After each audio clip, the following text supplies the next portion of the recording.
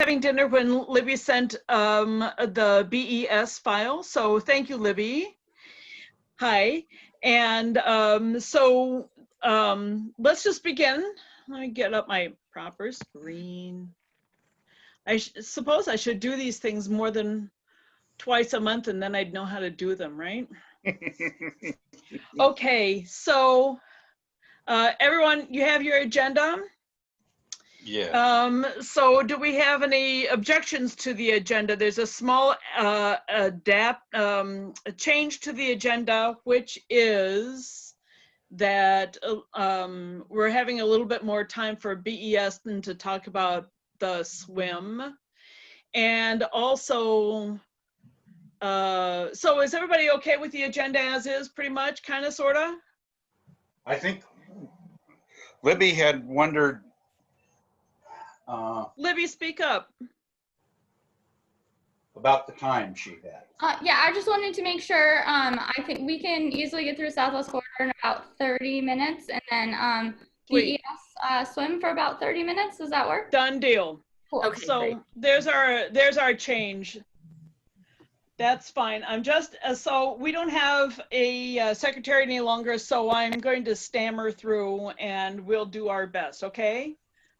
And to 7:45. Sir? I will say that Jennifer and I was commiserating with Jennifer before you came that I don't have a letter for the Stormwater Management Manual done. RIP just continued on and continued on, and I just finished and filed my last comments on that at 5 o'clock tonight. I was gonna ask Jennifer and I didn't get it done. I heard a report or a rumor that the time period for filing comments on the stormwater manual, the manual part has changed. Is that correct? We just offered a 2-week extension until thank you. The Thursday before July 4th, so the 2nd, July 2nd, for that. So okay, so the other thing, and one follow-up question. Yeah. John, the only thing I would say about that is that Tryon Creek wants to see it so they can see if they want to approve it for themselves or give it a letter of support for you. Yeah, I met with Tryon Creek, and of course I wasn't any farther. I mean, I've got questions and comments that I could certainly put together, and I will get them put together tomorrow. But the other question I had was, I understood that the manual had a 2-week extension, but comments on the ordinance need to be filed by tomorrow? Yeah, so we're also doing updates to Title 1738. Right. They're pretty minor, and the code changes will be going to City Council in the fall, so there'll be another opportunity to comment on those. I guess if I were you, I would not spend a lot of time focusing on those. It looks like a lot, but it's mostly like language modernization and organization cleanup. Yeah. Okay, cool. I may put in a few because there are a couple of things in there that I really like. So I'll give you a thumbs up. Time out. First, I just want to approve the agenda. Yeah. Sure. I'm sorry. Let's get done with the agenda. Then we can get into the meeting. Well, you can kind of take my letter off is what I was trying to get. I will take your letter off. And in your place, we'll have BES, okay? Yes. Okay, thank you. Hang on just a nanosecond. Let me just clean house. And I love discussion, but I got to get the clean house done. And then Eric will have something in neighborhood reports. Okay, so we're good on that. Now, the only other thing that I need to do at this moment. So the agenda is approved as amended. Is that what I hear? So moved, if not already. Yeah. Any nays? No nays. So I'll say all approved. Say aye. Aye. Aye. Okay, and with no nays, then we're passed. Okay, that's fine. That's all I really needed to know there. And hang on a nanosecond. Chutes and ladders. I wish I could do this better. So Gonna try this one more time. Make you small, make me large. And then we have to approve the meeting minutes. The minutes from February were approved. It's the minutes from oh no, January was approved. As February, we have to approve the meeting minutes. Are they approved? Anybody have any problems with the meeting minutes from the draft meeting minutes from February 20? Okay, are they for approval? Do I have a second, Andrea? Sure. Second. Okay, any abstains? Or any disapprovals? Then I'm taking it that they are approved as written. So that's good. And then there's another one in here. Go away. There. The January minutes, those were already approved in February, March, and April. We didn't have meetings. And the draft SWNI watershed meetings from May last month, the ones that I took. Do we have any objections? Any corrections or anything? Okay. Do I hear a motion to approve? John? So moved. Andrea? So moved. Okay, any objections to anyone? Any comments? No? Okay, May is approved as submitted. Now that's cleaned up all of the housekeeping, I'm pretty sure. I'm just closing things at a time. That's done. And great. So now, any further comment about anything before Libby gets to go? Libby, you're on.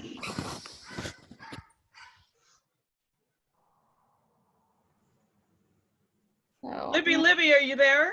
yep, I'm gonna share my screen. Let me know if you guys can see it. Go for it. All right, is it on there? Not that I can see anything. Here we go. Yep. Hi, yes, thank you. Okay. Thank you. I think it's I'm back into your world now. yeah, for Thank you. some reason it's still maybe popping up. All right. That's weird. Okay. Huh. I don't know if you guys can see that, but they're all blank now. All right, well, make it Blank. work. So I've done some of these presentations a lot of times, so I can bust through these first slides pretty quickly. So Southwest Corridor Light Rail Project is not just a TriMet project. We have a lot of partners, including Metro, the Oregon Department of Transportation, Washington County, City of Durham, as well as our fabulous partners of the City of Portland who are joining us today, Tigard and Tualatin. While some days right now might not feel like it, we know our region is growing. We're expecting about 400,000 more people to move here by 2040, knowing that that adds a lot of challenges on mobility and congestion, as well as the climate and the environment and affordability that our region is suffering from already.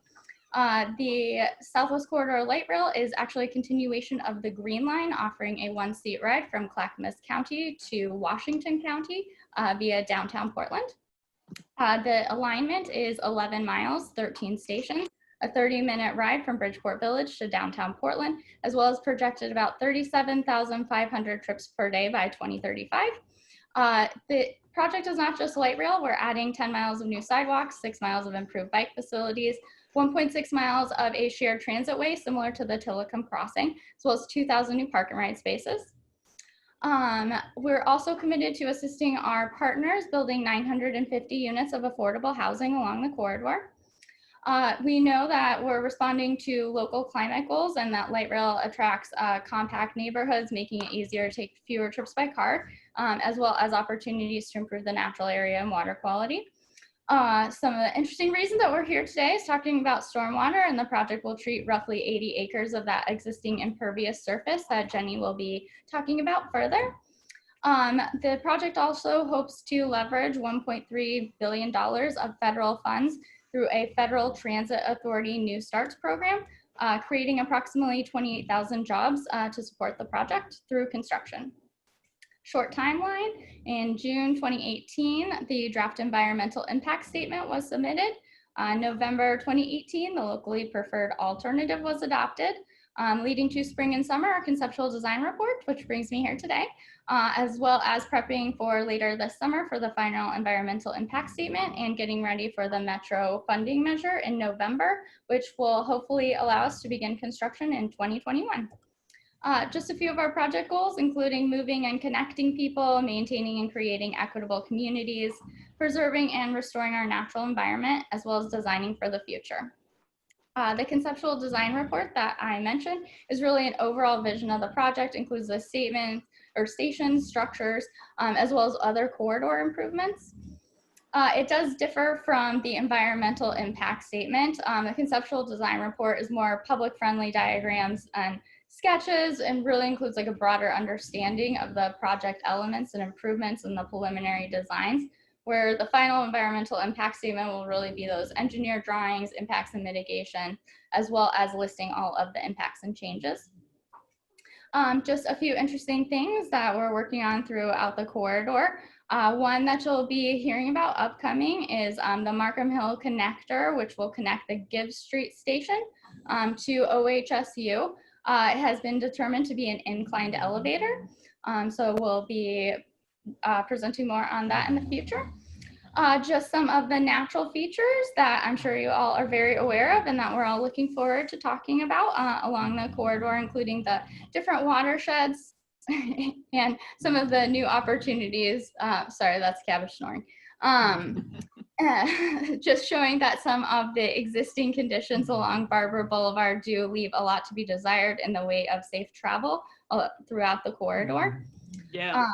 So some of those improvements we'll be making is obviously the light rail, you know, the platforms and stuff, walls, new bike facilities, pedestrian ways, but those stormwater features, which we'll talk about a little bit more. The streetscape improvements, really just showing that we are committed to maintaining 2 lanes of auto traffic in each direction. I think last time maybe I met with all of you was regarding some of the Barber refinements where we were looking at narrowing lanes that was determined to not be feasible. And so just also showing those new sidewalks and bike lanes. And I'm gonna go ahead and turn it over to Tim. Thank you. Yeah. Great, thanks a lot, Libby. So I'm Tim Kurtz. I've been at the Bureau for about 20 some years or so, a senior engineer. I'm in the integrated planning group. So after our reorg that we had back in March, that's where I ended up. I grew up in Southwest, live there now, and so I'm not a stranger to it. I was the planning phase manager for Capitol Highway as well. And I've also been working on the planning phase and that design phase for Southwest Corridor. And Stormwater Management Manual definitely is part of what we're doing. We're working with TriMet, as Libby mentioned in the beginning. We're trying to be good partners with them, trying to make no surprises happen as we go forward on this project. But we also recognize this is a great opportunity for us as partners too. I don't have to tell you guys that stormwater system planning is something that we're trying to catch up on, that we've had a lot more work go into combined and sanitary, and now we're trying to do the same level of control for the stormwater system planning as well. And a huge infrastructure project like this with 2/3 of it through the city going through the separated parts of the city is a great opportunity for us to spur a lot of that activity. And unlike the combined sanitary, there are still a lot of unknowns, just exactly what's out there, what size it is, what condition it's in, who owns it. They're really basic questions that we're trying to answer. And this project, we need to know the answers to all those questions to move forward. So we've been gathering that information. And we also have to bring our analytical tools. Models are one thing that we use for sure, but there's other ways too of how we rate the condition of different assets out there that we also have to bring up to speed as well in the stormwater system. And ultimately, we're hoping to improve our system. So TriMet has things they have to do for stormwater. This is also an opportunity for us to update and improve a storm system that we know has deficiencies out there. And we can do that by leveraging all the great work by TriMet. They have to do this heavy lifting project. They're ripping up Barber and putting it back brand new. So this is a great opportunity for us to make changes to infrastructure that would otherwise be really costly and difficult for us to do. So we want to take advantage of that, and we can do that at a cheaper cost than it would be if we were to do it as a solo project on our own. So it's a great opportunity. We definitely know it's not just a light rail project. There's a lot of focus on the light rail work running down Barber. But this is going to bring a lot of redevelopment to the area as well. And all that redevelopment is going to need service for sanitary, for stormwater. So it's a bigger issue. So we've been working as well with planning sustainability as they've been working on their community development planning that they're doing. West Portland Town Center is of course a big one that they're working on right now. We've been partnering with them as well. And then for us, it's a selfish interest too. This just isn't somebody building a project and us trying to make sure they're doing what they should be doing. It's also, this is going to be ours when it's done.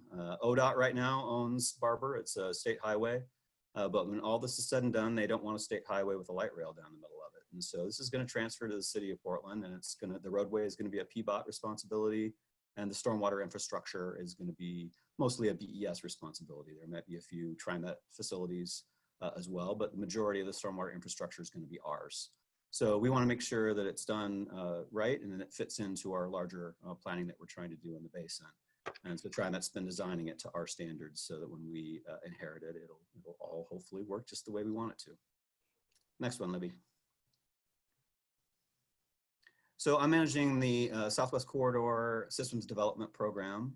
Ruben Snyder is also here, a staff member, environmental specialist who works on that. And Dave Nunemaker is an engineer who also works with us in this program. And we've done light rail before, and Dave Nunemaker is kind of been the point person and has pulled people in as needed. But this one's a beast of a different size than the prior light rails. It's long, it's going through parts of our system that, as I say, we have a lot of work to do. So we knew we needed to do more coordination and do it sooner than we had done it on prior light rail work. So we began working with TriMet actually a couple of years ago and have really stepped up the coordination we've done with Jenny and her team of consultants, and she'll talk more about the stormwater work here in a moment. But it's an opportunity for us to kind of get things going. We were trying to get stormwater system planning up and running, but we really needed to hit the ground right away. And so we were kind of tasked with getting things moving. So getting that survey information, finding out what the conditions are in the pipes, doing the ownership research. Ruben was heading up that, a tremendous amount of effort trying to figure out, is that a BES pipe, an ODOT pipe, a private pipe, all those things which are critical to figuring out how we move forward. And then identifying what things we can do in concert with TriMet, perhaps pay them to do some work for us while they're doing work, or what standalone projects we might be able to do as well. The city is responsible for providing some local match funding to this project, and BES will be one of the bureaus that will be providing work in support of the light rail. And just a big one too is just being a liaison with TriMet, kind of being a point person for them so that they know who to go to ask questions. If Jenny has a question about things, she can come to me, and I'm the one to talk to if she needs to get an answer. And then our job is to share that information back with our bureau. So we have routine meetings monthly right now, and pull in various work groups as needed as certain issues arise as well. And then we do routine briefings to our bureau leadership as well. So our group managers, our director, we talk to every month and give him an update on what's going on as well. So again, no surprises as we move forward is our goal. So for TriMet, as I mentioned, we've been working with them for quite a while now, for the last year and a half or so. Well, I guess I should note that there's other bureaus involved too. I put PBOT here as the overall city project manager for the work. And so they're doing a lot of heavy lifting, coordinating all the pieces. It's not just about stormwater, of course, it's about affordable housing, economic development, transportation connections, all those things too. So Teresa Boyle's serving in that role as she has on prior light rail projects as well. And then we do systematic check-ins with Jenny and her team on stormwater issues. So we meet every few weeks right now, and it depends upon what's going on. We'll call other special meetings as needed to talk over issues, share information, and try to get answers. And then there's larger coordinated meetings that PBOT chairs, where all the bureaus from the city can get together and talk about all the various design issues, because it's not, again, in a vacuum. It's stormwater, but we also have to have room for affordable housing and other things to happen as well. So we have to coordinate all these puzzle pieces together.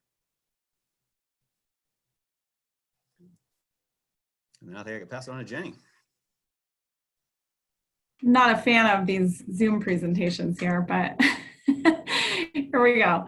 And Libby, are we stopping for questions, or am I running through this and then they ask questions at the end, or what are we doing here? Why don't you just plow through and then we'll have questions at the end, Okay. unless there's something like serious. Okay. Like my cat wants to be fed or something. I don't know. Okay, all right. So for the existing conditions for stormwater here, this has been a really challenging project for us. I think Tim kind of alluded to this. Stormwater here isn't cookie cutter, you know, easy peasy kind of thing. There's a lot of challenging topography. All the side hills that Barbara runs through create challenges for us in terms of storing stormwater, because we want a big flat space, you know, to create a pond or some kind of detention, and that's big. There aren't really big flat spaces available, and there's a lot of not a lot of open space either. That combined with the impervious soils. So the most of Barber is completely impervious, and that creates challenges that we haven't faced with past light rail projects that were mostly on the east side of Portland. It really increases the space that's required to store stormwater, since none of it is percolating down through the soil and disappearing into the groundwater, and all needing to be managed, you know, in a pond type situation. So that makes this kind of a heavy lift for TriMet. And we look at the project in four distinct corridors, four distinct geographical corridors that are outlined here on the screen. And I don't want to read you all these slides, but South Portland downtown, in terms of stormwater, is obviously mostly impervious, tons of impervious area, not a lot of space. And all of that most of that currently drains towards the city combined sewer system. So that makes stormwater in some cases a little bit simpler, the combined sewer, but not always.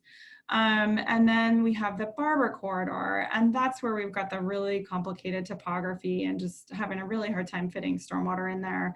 We're also sandwiched between I-5, or next to I-5, which, you know, we has a geographical challenge there. And then we move south, and I don't know if you guys want to hear about Tiger and Tualatin, but Just a little, go ahead, please. sure. Tiger. It's all in the watershed, so please. Sure, yeah. So in Tiger, we've got more undeveloped open space. We've got a lot more flat area. The stormwater tends to be a little simpler. And then the fourth corridor for stormwater that we think about is the railroad right away. Again, near Fano Creek, large, you know, we've got some large existing impervious areas out there, and you know, a little more space. So I think we can go on to the next slide, Libby. Uh-oh. There it is. So here's our stormwater toolkit. So this slide I find to be a little confusing for people, but the base of our design right now, when we're at, you know, somewhere between 20 and 30% here, in terms of the retention, detention, we've got ponds and basins, and then underground detention. And as we further, you know, and then in addition to water quality. So this is how we manage the volume. The quality is managed, you know, right now we've got some more traditional types of designs for water quality. So we've got these 12 items here that you can flip through in terms of our stormwater toolkit, and those are the things that that we'll be looking for in terms of as we start to refine the design, as we move from 30% into 60%. These are the types of things that we'll be looking at to try to different applications to apply in terms of managing stormwater. So lots of different options. And like I said, right now our design at this sort of 20 to 30% level is pretty basic, and we'll handle the refinements as we get further along in design. Jenny, may I ask, do you think that all 12 of these systems are applicable to down here? Or is that what you have in your toolkit? And well, really in Southwest, we can only use 7 of them, not all 12. I think we'll be looking at all of these options. You know, yeah, I tried to strike early on things that I didn't think were feasible. I mean, in terms of, we've got infiltration basins on here. Now that's going to be a tough one along most of the project. But I think Yep. in isolated areas, we might be able to infiltrate. And we're definitely doing tests out there. And even if there's really low rates, that might be applicable. But that's one that I think, you know, is going to be a little harder to apply. Okay, great. You know, porous pavement tends to be kind of a maintenance headache for the people that have to maintain it. That can be a hard sell for us. But again, I mean, we're going to look at these things and do the best that we can in terms of what we apply. Great, thank you. Sure. Move on, Libby. Thank you. All right. So current status, our biological, this is biological approach, but it's the biological assessment is currently under federal review. That officially went in within the past month, and we expect to hear back end of July is when the time frame's up for the feds to give us a response on that. So why that is important for stormwater, that document is our stormwater approach in terms of what we're managing, you know, big picture of the how, and the where is addressed in there, and that's where we would have our federal approval for that. So the document that comes out of that is the biological opinion. And then, as Tim and Libby stated, we have ongoing coordination with City of Portland Bureau of Environmental Services, Tim, Ruben, and his group of excellent staff. And I think we've done, it's really great group. We've done really great working together and kind of, you know, how can I help you type of attitude. And right now we're really in the information gathering stage. And that's super important. Like Tim said, you know, there's all this stuff out there. We don't really know what it is. And the more we know, the better design we have up front. And then the other advantage of us working together up front is we're talking to BES about designs now, you know, rather than giving them a 30% plan set that they are seeing for the first time. So it's, you know, kind of we're working together to develop the design, and hopefully that leads to some more streamlined approvals and some better work for all of us. And like Tim mentioned, combining, you know, potential for combining resources. Next slide. Oh gosh, I don't like these slides with all the words, but essentially our overall approach is that we're significantly improving existing conditions.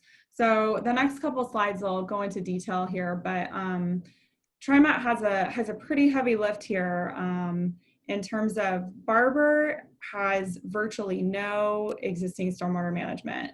And the city's development standards require us to provide stormwater management for the entire roadway because we're rebuilding it. So that triggers the stormwater ordinance for all the existing impervious plus the new. So like I said, that's a pretty heavy lift for TriMet, you know, creating a stormwater management for all this area that has been unmanaged thus far.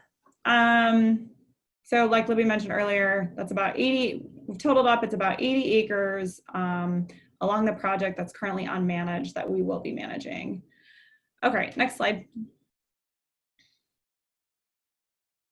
So from what Libby tells me about your group, you're well aware of all the watersheds we travel through here, but I threw this watershed map on here so that I didn't know if you guys had a overlay of the alignment on the watershed. So the black line. Excellent, thank you. Yeah, the black line through here represents the alignment, the project alignment, and then all the watersheds are labeled. So it's kind of hard to tell at this scale, but we have a tiny dip into Woods Creek on there. And then we've got Combined Sewer, Stevens Creek, Tryon Creek, Ash Creek, Red Rock, little tiny bit in Ball Creek, and dip into Fano Creek there. So you guys we can get this slide over to you if you'd like to look at it at a different scale, but. Yes, please, yeah. Thank you. Mm-hmm. Yeah, so the black line, there's a legend, perfect. The black line is the alignment. All right, we can move on. So this slide is further detail on what I was speaking about earlier, kind of just trying to show the quantity of area that we're treating that is not specifically, you know, TriMet impervious or, you know, newly created stuff. So the bar graph on the left shows the existing impervious that the project is required to manage, and the new impervious. The first bar is existing, the second bar is new, and then the third bar is the total. So what I'm trying to show here is kind of the scale of how much of, you know, other jurisdictions or unmanaged runoff that TriMet is handling here. The second slide shows it in kind of a road section view. So what I've attempted to do there is the blue square in the bottom is TriMet, you know, TriMet area, TriMet used area, and the other is everything outside of that blue square is, you know, we're managing stormwater from all that impervious surface. That's going to be roadway, road, pedestrian, and bike facilities that are going to be managed by the city.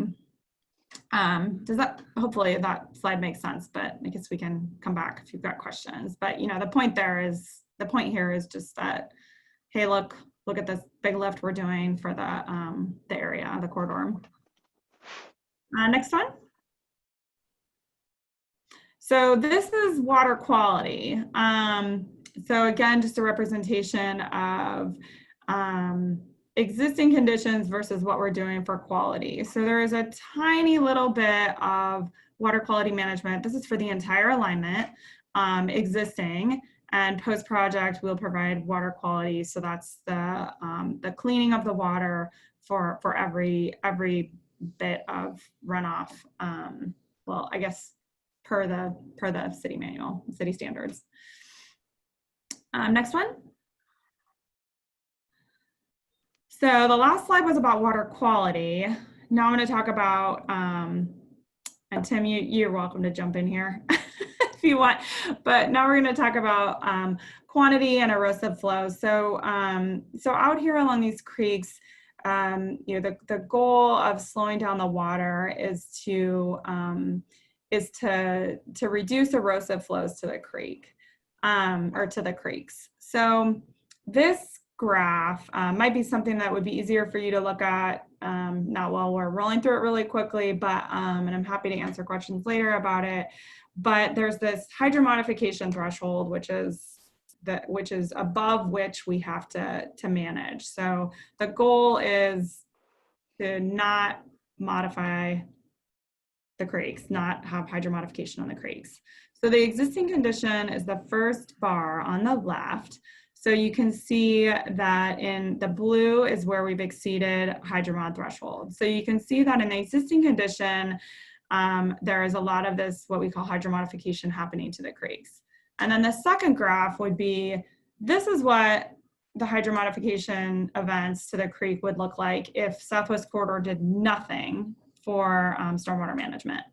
And then the third graph is the proposed conditions. So, you know, we're greatly improving from the existing. The goal here is to kind of look at the proposed versus the existing. This project alone cannot, you know, doesn't have a lot of opportunity, or, you know, we can't fully change the creeks because we don't manage, you know, all the runoff going to these watersheds and into these creeks, right? We can just deal with what we have in the Barber corridor and the light rail corridor. So again, this is demonstrating, you know, greatly improving the flows to the creek post-project. Next slide. And this one is some photographs to kind of describe what I'm talking about. So these are two photographs taken from the same location, one during a dry period and one showing these erosive flows. So you can see what happens when we've got this high velocity, causes stream bed migration, which eventually leads to a lack of gravel and fines in the creeks, high turbidity, which changes gravel downstream and affects macroinvertebrates.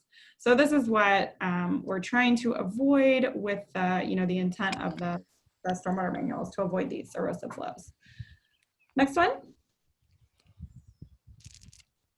So this, I don't know how much time you guys want to spend looking at this, but what the next 4 slides are is the little red dots are all of our proposed stormwater facilities, and then the colored bars are the basins, which correspond to the watersheds. So we've named the basins the same thing as the watersheds. So you can kind of see look at the pink area, or a pinkish purple in the middle here on this first map. That is Woods Creek drainage area. And then you can see we've got 1, 2, 3 little red dots there for stormwater facilities that manage runoff, and 4, I guess, in that Woods Creek basin. So that's how these maps kind of go through. We've got 4 of them. And do you want me to just flip through these quickly, or? You can flip through them quickly. I presume that you've taken into account what's happening on Capitol Highway right now, because they're putting some into Woods Creek and et cetera, et cetera. So I presume you guys have talked to Steve Sigathy at Peabody and et cetera about Capitol Highway. You're not going into this blind. You know that somebody else is already doing something in there. Yeah, and that's why we have meetings with BES and that's, Tim does a really good job. Tim and his group do a really good job about going out to the rest of the divisions and bringing everything, back into Pulling it together. Yeah, so that we're not working on that. Great. Here. Thank you. Please go on. Can I just jump in here really quick? Yes. You mentioned Woods Creek and maybe being that pink area. And I just wanted to make sure that the committee, the Southwest Committee, knows that we have 2 Woods Creeks in Southwest Portland. One of them comes off of the Markham Hill area. True. In South Portland. And one of them is kind of like our beloved neighborhood park, with Woods Creek that flows out to the west. And that's the one that is impacted by the Capitol Highway. And it kind of looks to me like in this slide. Yeah, we're looking. It's the Woods Creek that's in South Burlingame area that maybe we're talking about here. So anyway. Yeah, this is the combined sewer woods basin. Yeah, that's in South Portland. We're doing Yeah, work. that's South Portland, yeah. Yeah, so we actually have work going on. There's 3 very large combined sewer trunk lines that cross Barber and NATO heading down towards the river, and Woods is one of them. We had a big collapse there about 10, 12 years ago, and are rehabbing the rest of that sewer as well. So there's coordination in this Woods watershed too, sewer shed. Jenny, I tried to tell the powers that were and are at Metro and the steering committee and a lot of people for a lot of years that they were handing you a big job and waiting to the end of this thing.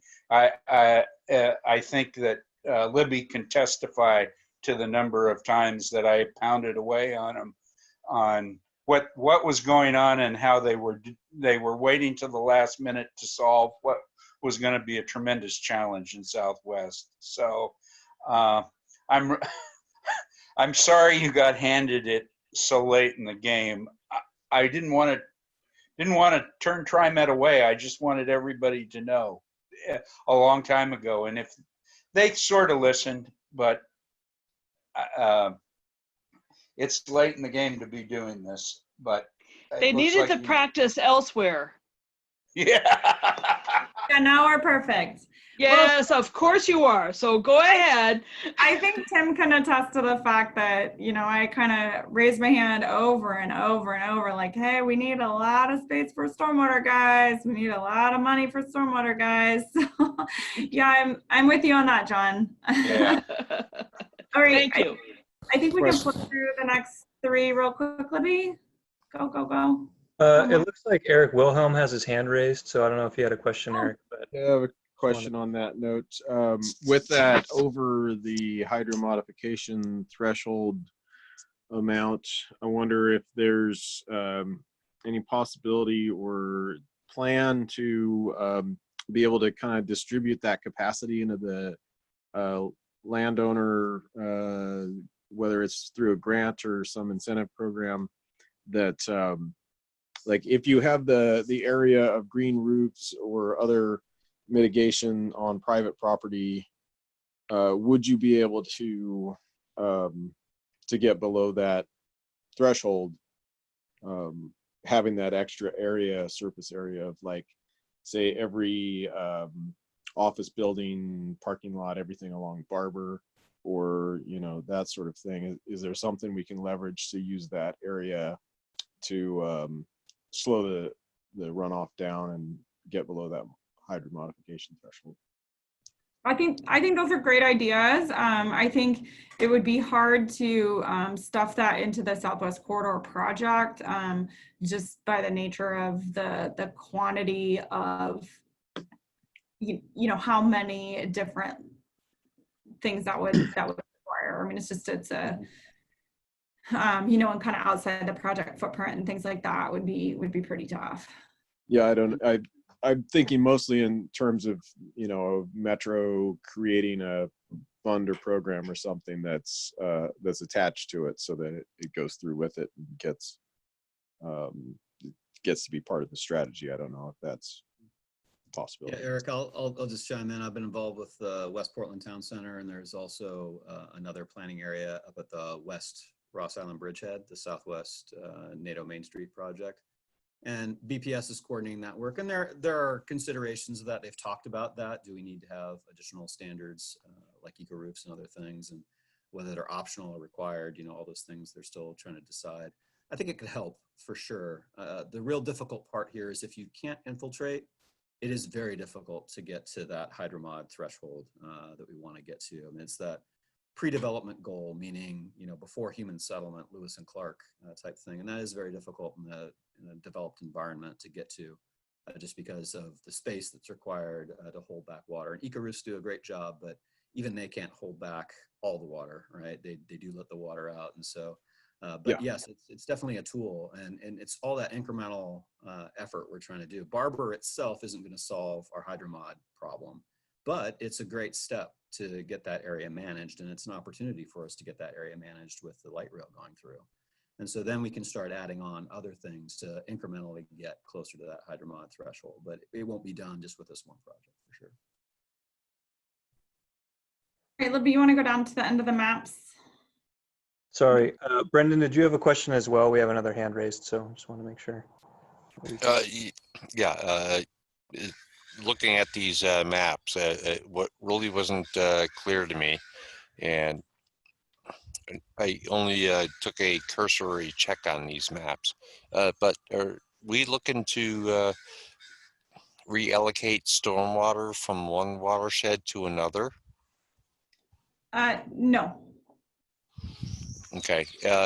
Second question I had is, with all these modifications to stormwater control along the route, will there be a program to check on these stormwater areas to discern whether or not they're being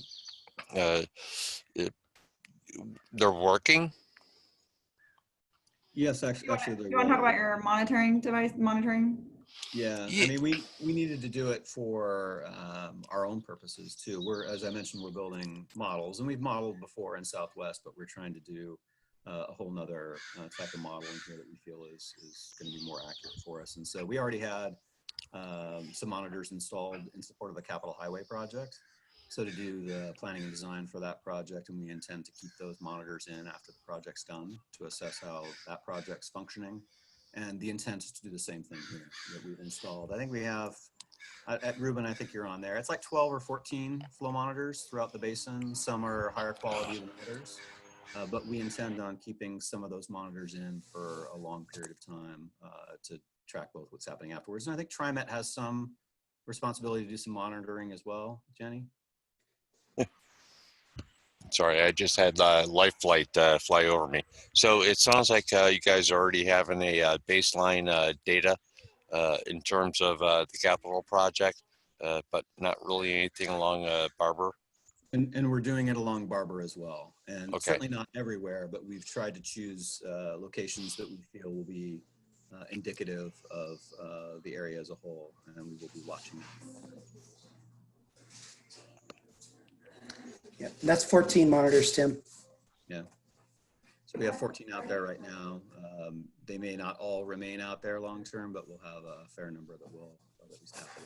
And we'll try to have long term. We have funding beyond construction, we hope at least, and should be able to keep that working. I have a question for both of you. I see listed ponds, and I see, is that City of Portland, is it basins? My copy is not quite as clear. Does that suggest any change or difference in responsibility for maintenance between the two agencies, or is it all going to be the City of Portland, the ponds and the things that are denominated City of Portland, going to be in BES's hands in the end? I think that's just an indication of a term that BES uses in their manual to describe a certain type of facility. So we're saying, hey, we're using what the City of Portland defines as a basin. Yeah, John, I mean, I think it's really just the difference between a pond being more structural, there might be retaining walls in it, deeper ponding, versus a basin, which would be the 3-to-1 side slopes and the 26th Street kind of concept. Right, yeah, that would be more of it's a terraced pond, really, because we have all those concrete walls there. Okay. There's a basin at the bottom, but the upper ones are ponds, right? Good question, John. All right, I'm all done, Libby. All right, so Murphy sent around the slides, which do include all of the stations in Portland too, for if you guys would like to run through those, but I know for the sake of time, we'll kind of skip over those stations. So I'm going to kind of conclude at least this and open it up to questions with our project timeline. Yep, John? Stations and is the 22nd Street possibility off the table yet, or is still on the table, as opposed, I mean, 22nd, 21st, as opposed to 19th? Any developments on that that you can share at this point, or is it still under discussion? I believe that we're still waiting for PBOT to submit an official request to move forward with that. So I am not sure what the date that they asked for that, but currently it is still being considered. But no further movement since you and John Gillum had spoken a couple months ago on that. So it's still, they're running through some stuff, but yeah, great question too. And Jenny definitely can help answer some of those questions if you have any further ones about that. So just, kind of to conclude where we're at right now in this final conceptual design report. So, we're getting feedback on that to influence our design further. We'll be going to a vote in November, hopeful to, for that vote to go through, and then start early construction in that late 2021, early 2022, and be open for service in 2027. Just saying that this is obviously an ongoing design process. We're still obviously, taking community feedback on all of these different elements, roadways, obviously watersheds, parks, development. And you can always find us at trimet.org/SW corridor. Also, Murphy and Mr. Gibbon have my contact information, and I'm totally cool with them sharing it. So if there's other questions for me or things like that, please let us know, and I'll turn it back over to our experts to field some of your questions. Libby, when will we see 60%?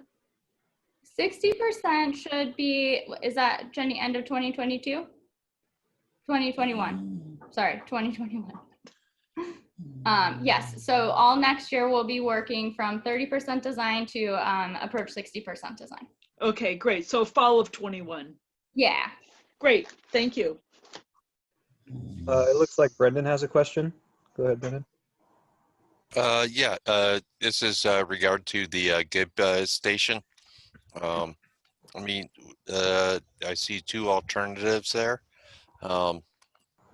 Economically or financially, which one's less impactful to the environment going through that area? Yes, so for the Gibb Street Station, an inclined elevator was chosen as one that would, have the least impacts to the environment as well. There are, but we've worked really closely too with our partners as well as the Friends of Terwilliger Parkway to really, I believe they actually started with about 20 plus different what could it be? So from aerial tram to all of that, but the inclined elevator does also offer an option for wildlife passage underneath and things like that too, as well as avoiding the white oak area, white oak trees within the area. So this has been determined to be the least impactful option that we've been able to find so far. So was that within consultation with PPNR? PPN, let's see. Is it Yeah. what? Portland Parks and Recreation. Oh, okay. Yeah, yeah. Yes. So we've been a lot of coordination with all of our city partners on this project. We've been going through. We had a steering committee, and it's been about a year plus worth of discussions with all of our project partners, including OHSU. And Brent Horner was the Portland Parks rep who sat on a lot of those meetings and definitely helped facilitate some of these removal of some of the other options. All right. Want to go ahead with your question? Just a minute. The ponds / is there, am I reading this right? I don't get into detail enough. The 30th Avenue station doesn't give me the detail enough back to 26th Avenue, but am I seeing it correct in that we're thinking about an expansion of the existing facilities in the Barber Court area? Are we going to go over to the east side of 26th to create more pond area in there? Libby, can you go to the first one of my maps that were at the end of my part of the presentation, please? I can't remember all this stuff off the top of my head. I apologize. Sure. So many things. Down. It's on page 32. Yeah. If you see a red dot, let's see, are you looking at where the okay. SC4B are? Is that what you're looking at? Yeah, so yes. So the SC4A, is that the existing facility? It would be, I think. Yeah, so I know we're modifying. A would be to the east, so it'd be A that, 3 out of 4 pieces of the area in there are already somewhat affected by the stormwater quality facility that was built a few years ago. There's one quadrant, I guess it'd be the northeast quadrant, northeast quadrant of the Barber Court area does not have a facility on it. I've been told the reason for that is there was concern that that area had some potential for, there'd been a filling station there. So maybe it was avoided to avoid that. But I can't imagine we're going to be adequate without more facilities in that area. It's really the only passage for into the main stem of the Tryon Creek. So we're going to have something more there someplace.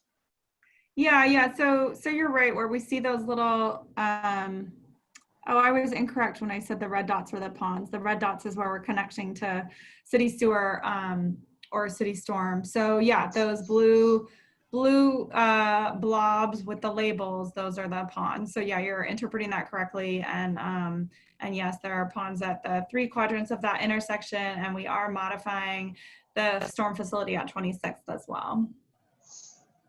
I don't want to get on anybody else's, but I got another question farther up the corridor. At that area that is, it's the Bertha, same picture, the other end, the Bertha Boulevard connection to Barber. In there, it's crosshatched to indicate, I think it says storm water quality only. Does somebody want to, what's the implication of that, I guess?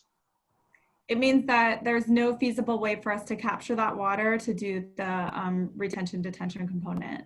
And that occurs in a couple places along the alignment. And, you know, we have scratched our heads and done our best. And, you know, like I said, there's a really heavy lift with this project, and that we're trying to rectify, you know, sins of the past in terms of stormwater. And, you know, there's certain areas where we just can't do it all, but we're trying to balance it.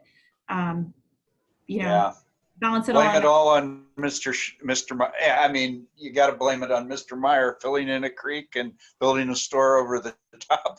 It didn't help anything. Well, can I just Didn't even really fill it. I think he just put a big pipe in it, from what I hear. Yeah, I think there's a stormwater underneath that. Maybe we could store the water on I-5 just when it's heavy rain. Oh, okay. All right, think at John's house, right? Not at my house. But yes, you're reading that right, John. Good question. Yeah, okay.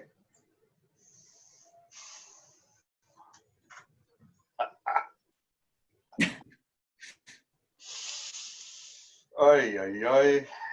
Sorry. Don't be sorry. Good questions. Well, if we don't have any more questions, I will close out of this and then offer up to our BES partners to move forward with the SWN manual. And I will stay on the line just in case there's any extra questions at the end, and I can write them down, and we can always follow up via email. Thank you. Thank you, everyone. Thank you very much. Thank you also to all the cats and the dogs. Out for a walk. Because mine's freaking out over here. Why am I here if I'm not feeding her? Yeah. Yeah, right. Someone sounds hungry. Yes, someone is hungry. Sounds like somebody's out in a bird sanctuary. I know. I think it's Brendan. All right, I'm going to share my screen here. Thank you. So here's my presentation. Let's see if I can do it in. Oh, I kind of don't want to do slideshow. Okay, so my name's Adrienne Iona, and I'm the manager for the team that's led the effort to update the City of Portland Stormwater Management Manual. The presentation today, I'm going to go over, we're out for public comment right now. I'll go over the schedule, and I'm going to give an overview of the changes in the manual. So what is a stormwater manual? I think you guys probably already know this, but it requires stormwater management for development activities that construct or alter impervious area. It also protects drainage ways on private property. Why do we have the manual? We have it to comply with our regulatory requirements, to protect watershed health, and to meet our stormwater system needs. We're doing this update in conjunction with an update to Title 1738. And that's the chapter of city code that provides authority for the SWIM, as well as the source control manual and our maintenance inspection program. So the adoption review schedule, I have not updated this, but we opened for public comment on May 18th. Public comment will now close on July 2nd. We're aiming to go to City Council in August and /September for our 1738 updates. And we're targeting a sort of go live date for October for the manual.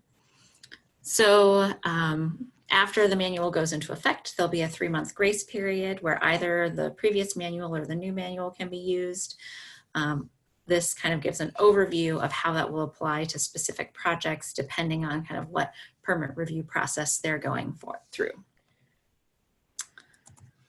All of our materials are available online at this website. And I think SWNI got a link to this.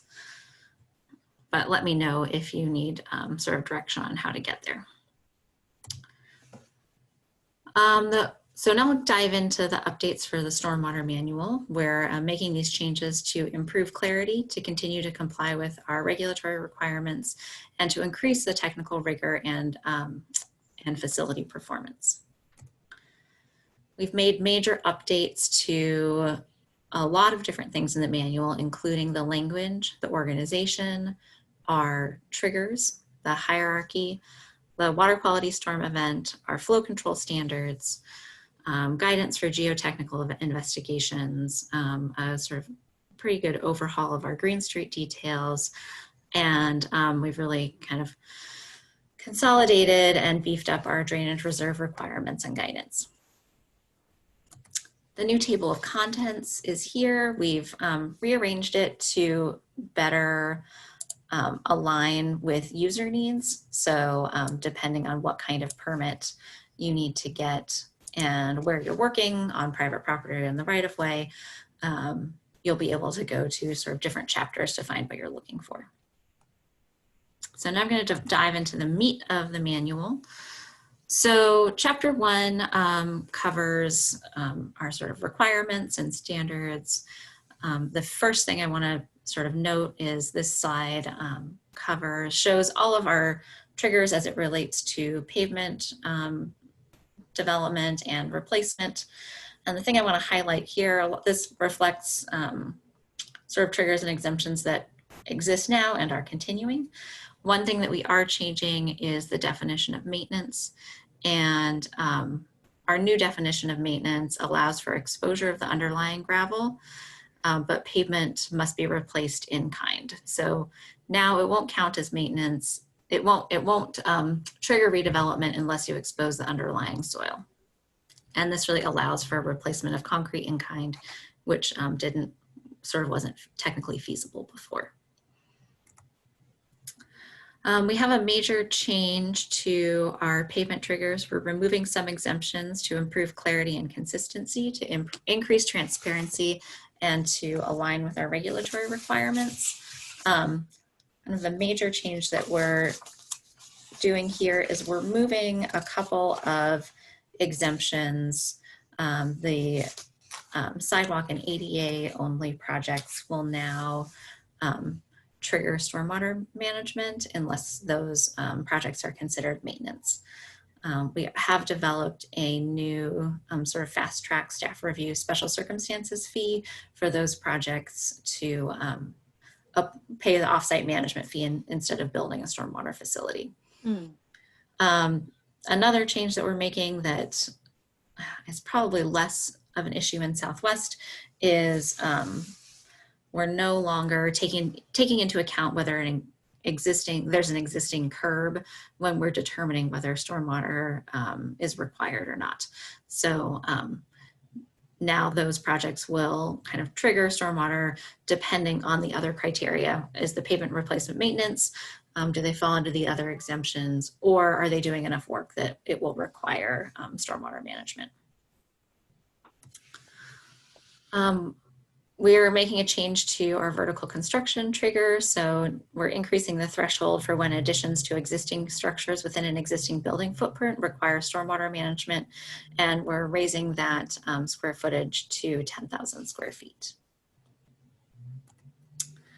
We're redoing the stormwater infiltration and discharge hierarchy. We're separating out the facility selection from the discharge point because these are different. They're distinct decisions, even though they're linked. The new hierarchy focuses on on-site infiltration with a surface facility or a UIC, and then level 2 will be off-site discharge to a storm system, and level 3 will be off-site discharge to a combined system. And then we have a separate section on facility selection that prioritizes the use of infiltration and vegetated facilities. And this just better aligns with our current practices. We're removing the impervious area reduction technique category from the hierarchy. Eco roofs and porous pavement were part of that. Those facilities are still part of the manual. We just aren't discussing that in the hierarchy anymore. Chapter 2 covers facility selection and sizing, and really is reorganized to better align with the design process. So first, projects are oriented to our different design approaches, the simplified, presumptive, and performance approach. And then the manual discusses site evaluation and really sets out other site conditions that can constrain what types of stormwater you'll be able to use, including zoning, setbacks, landslide hazard areas. And then we've also really beefed up our guidance on infiltration testing and subsurface investigations. And then finally, it ends with facility selection, sizing, and design. Another change that we've made in site design is we're changing the escape route from a requirement to a recommendation to better align with practicalities of implementation. And we're allowing a 0 setback to the property line adjacent to the right-of-way for surface infiltration facilities. So now, if you can build a green street in the right-of-way, why not be able to build your stormwater facility on your private property up to the sidewalk? So we're allowing that. It'll better align with landscape buffers required in zoning code. So a little overview of reminder of our design approaches. In the manual, we have 3 different design approaches that are available depending on the complexity of your project. So the simplified approach are standard designs. These are kind of cookie cutter designs that anyone can implement. And that is available to developments that are less than 10,000 square feet of impervious area. Most single family residential projects are able to use a simplified approach. Kind of the primary reason I've put this slide up here is to state that there's minimal changes to simplified approach. We've made some adjustments to the facility types and kind of adjusted facility designs a little bit, but for the most part, there aren't big changes to those sites. Where we have made really big changes are to the presumptive and performance approach. So these are engineered facilities that require a design professional. And this approach is required for developments that are greater than 10,000 square feet of impervious area or are in the right of way. So for these, we've done a full update to our engineering approaches, including redoing our online calculator for those. The performance approach are custom designs that need an engineer, and we have new design and performance standards for those as well. We've made a lot of technical changes to our vegetated facilities. Kind of the biggest change is that we've changed the underdrain configuration for facilities that are lined and discharge off-site. This is kind of the primary facility type that gets constructed in Southwest. We are adding more orifice control to increase the kind of flow control performance, reliability of these facilities. We're reducing the amount of rock in the facilities, and we're hoping that that improves plant health. We're updating engineering assumptions. We've increased the assumed infiltration rate of the soil that's put in the facilities from 2 inches per hour to 6 inches per hour. We've increased the water quality design storm, and we've adjusted some of our flow control requirements to make them more technically feasible to meet. And we really think all of these combined changes are going to make a big difference in terms of particularly flow control performance and plant health for a lot of the facilities that are constructed in Portland. So the way those changes kind of all aggregate to impact facility sizes are shown on here. There are some assumptions. These are kind of typical facilities. They're lined planter boxes, so they have vertical walls. So there's definitely, this isn't this isn't exactly what would happen for every single location, but these are sort of generalized numbers. So our water quality only facilities, and these are places that discharge to surface water bodies that don't have hydromodification concerns. That's the Willamette River and the Columbia Slough. Those get to be about 18% larger, but they're still rather small at less than 2% of the catchment area. In the rest of the MS4 system that discharges to more sensitive surface waters, Fano, Tryon, on the private side, facilities are a similar size and they're less than 6% of the catchment area. Public facilities, so right-of-way facilities, get about 20% larger and are about 8.5% of the catchment area. On the east side, surface infiltration facilities will be able to get smaller on some sites because of that increased assumed infiltration rate of the growing media. And facilities in the combined area will get smaller because the orifice allows for those facilities to be designed kind of more precisely. The public facilities get larger than the private facilities. They're more impacted by these changes because the maximum ponding depth in those is only 9 inches, and private facilities are allowed to pond 18 inches. So private facilities have a little bit more capacity to manage. They're a little bit more flexible in terms of sizing because of that reason. So we've done a full update so for the presumptive approach, we have the PAC calculator, and it's an online calculator tool that sizes facilities that, vegetated facilities that meet that presumptive approach criteria. And we have there's a beta test harness available that can perform facility sizing if people are interested in downloading it and testing out the new math. All right, so I'm going to try to quickly go through the chapter changes. Chapter 3 now has private property facilities. We've grouped facilities by type, so eco-roofs and permeable pavement are together.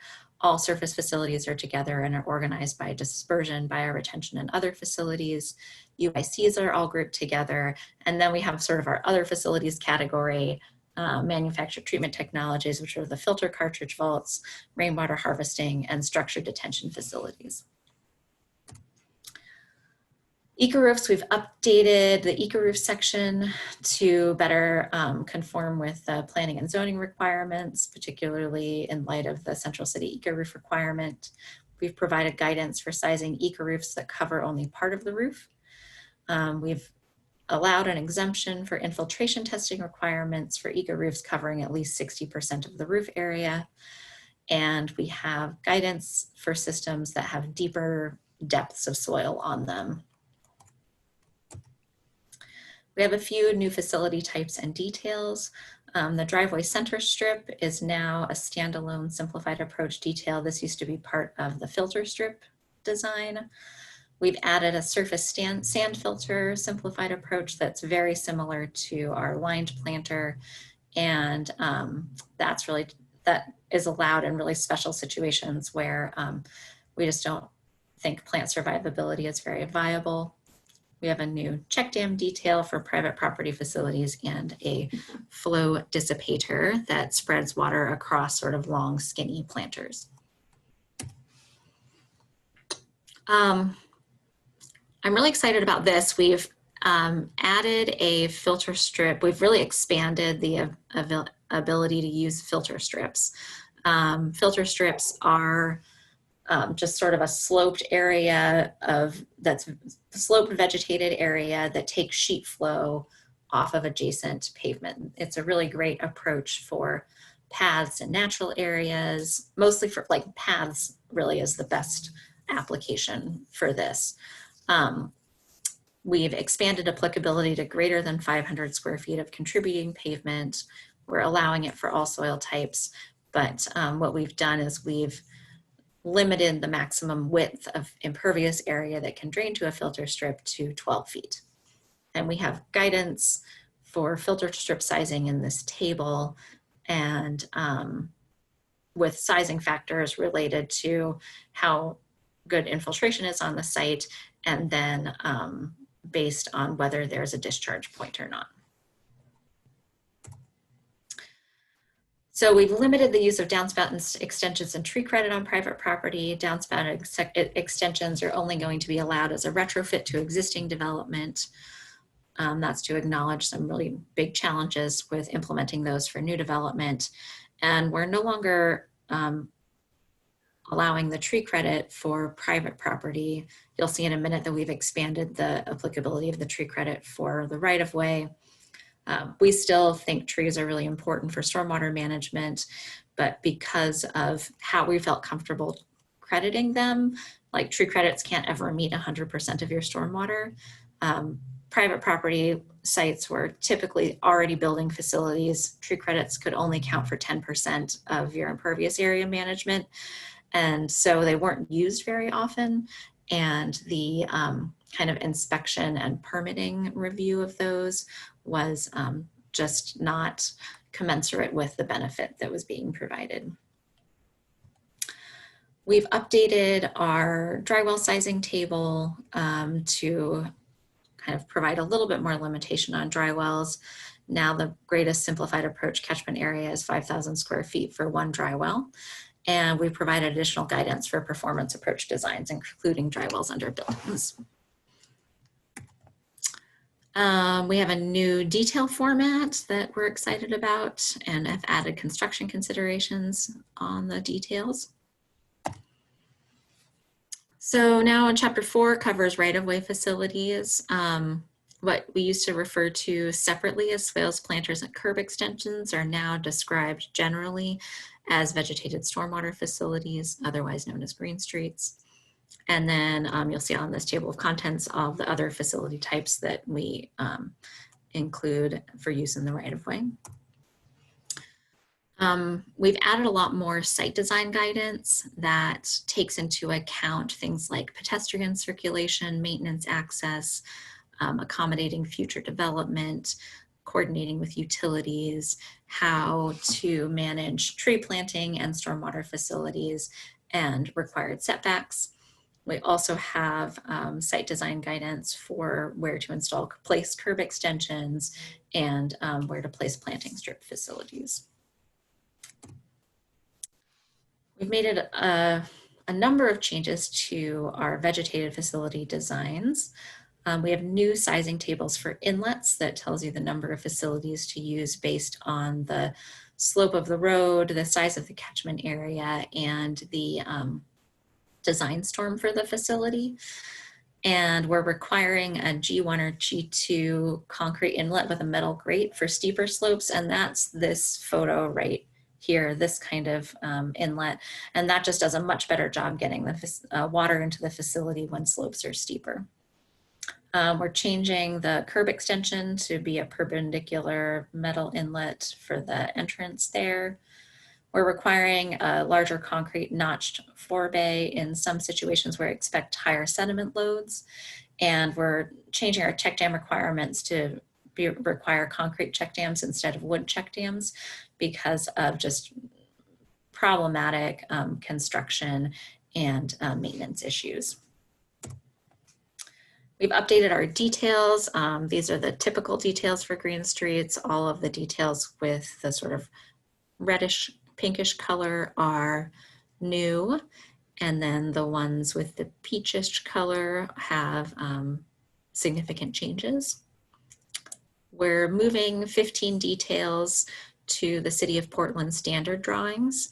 And these are signed and stamped by our chief engineer and will help standardize designs for these particular facility components across capital, interagency, and public works projects, and will make things easier for designers and design, construction, inspection. So the tree credit, like I mentioned before, we've expanded the tree credit for use in the right-of-way. We've now, it only applies in the right-of-way. It will apply to any new and existing trees. We've removed the 10% maximum cap of impervious area tree credit can manage. We're limiting that now by sort of the number of trees. So previously, sometimes you would do a project and you wouldn't be able to get credit for every single tree in your project. So now every street tree you will be able to get the same amount of credit for. We've also, so chapter 5, we've consolidated all of the drainage reserve requirements into chapter 5. The drainage reserves are kind of I feel like if of anybody, you guys might be the most familiar with drainage reserves, but they're still a little bit weird. So a drainage way is a constructed or natural channel or depression that may at any time collect and convey water. So for these protections, we're looking at kind of small channels that are sort of the headwaters channels in the city, and there are a lot in Southwest. So the big changes that we've made is we've specified applicability and exemptions. We're sort of stating outright that they're typically not applied in environmental P zones where other adequate protections exist. We still will generally apply them in C zones because C zones do not have that same level of protection. And the thing I'm talking about applying is this drainage reserve, which is the 15 feet of protection on either side of the drainage way. We've specified allowable activities that kind of focus all around restoration work, soft surface trails, construction fencing, sort of temporary disturbances that are minimal. We've added specificity around mitigation requirements, calling out specific mitigation ratios, depending on the kind of disturbance that you have, whether it's temporary or permanent. And we've changed our planting densities to kind of better align with best practices. We've provided different design guidance for natural versus artificial channels, including crossings. And we've scaled the level of site investigation and engineering calculations that you're required to do to the level of disturbance proposed. So we're not going to make you do hydraulic calculations of what's going on in the channel if you're not posing, if your project doesn't even come close to it. So, which now that's sort of unclear in the manual. We're also not going to make you do a full tree count in the reserve if you're not touching it. We've also added this notice of drainage reserve form. In the manual, we have O&M requirements that are recorded for stormwater facilities, and they're recorded against the property deed at the county. We've had those as O&Ms in the manual for drainage reserves, but we're feeling uncomfortable applying an O&M when there was no disturbance and there weren't any mitigation plantings that we were requiring ongoing operations and maintenance for. So this is now a notice that a drainage reserve has been placed, and we use this when there are no impacts to the drainage way or reserve, and when the encroachment does not require any mitigation. So that's the end of my presentation. And now I'm ready for questions if people have them. Our materials are here. And then again, our deadline was extended we extended our deadline by a couple weeks. So what again is the new deadline, please? It is July 2nd. Thank you. Eric? Yeah, I have a question. A couple issues, actually. If you could go back to your slide that had the drain grate. Yeah, this one? Hang on. There, yeah, that one? The one in the lower right there is a lot like what we have on Terwilliger, although I'm not sure if it has the curb cut outside or if it's just the top inlet. But if you look at like Bertha Boulevard or Terwilliger, they're repaving right now. There's always a difficulty getting in the bike lane, getting that drain grate flush enough that it's something you would actually want to ride over at any kind of speed. When it drops like 2 inches, you can't hit that at full speed because thump you off, and, you know, stuff falls off your rack and everything. So if there's something that we can do that either keeps those out of the bike lane, you know, keeps the bike lane wide enough that you don't have to ride across it, even if you're in like a trike or something. So you're not sort of riding in the gutter.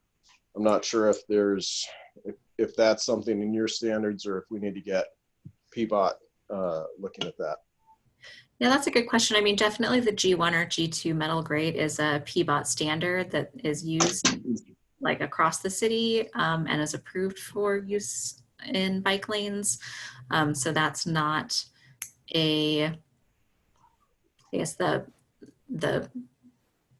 I don't want to like not have I don't want to like defer responsibility for that, but I think we tend to look to PBOT for that kind of guidance. But I think it's a really good question and a concern for sure.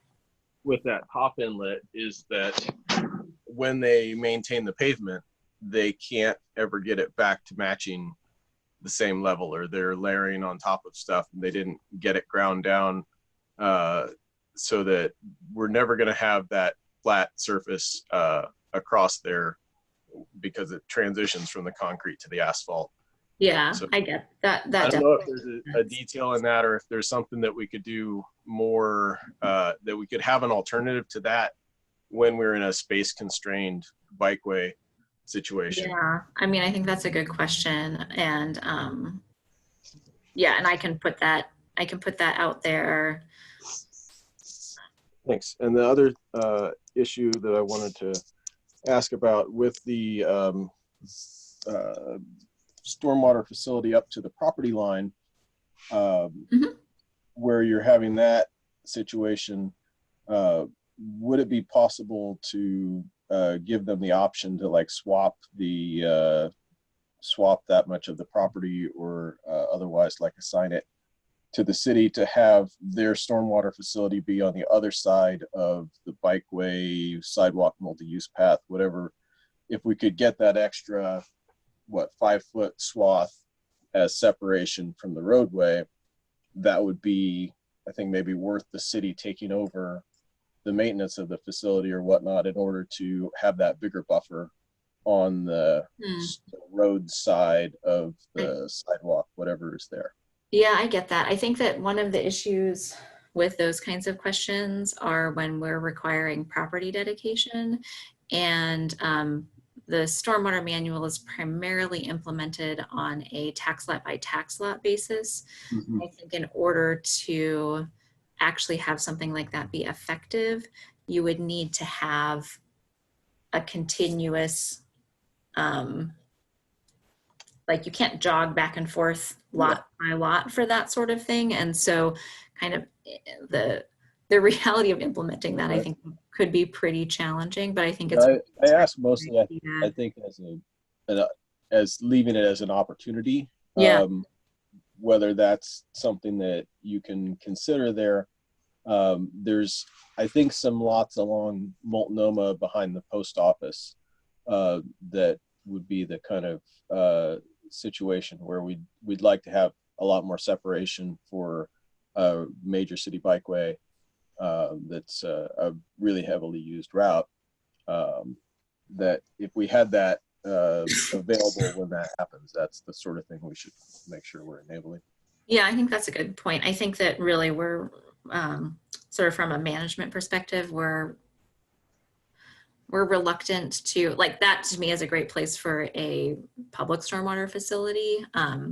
Sometimes it's challenging to like have that location work, I think, but we are definitely reluctant from a sort of just maintenance cost perspective to take on maintenance of private stormwater facilities. We would definitely prefer to have those be owned and maintained by the property owner. Yeah, it would be, I guess, like a combining. It's a cool design idea.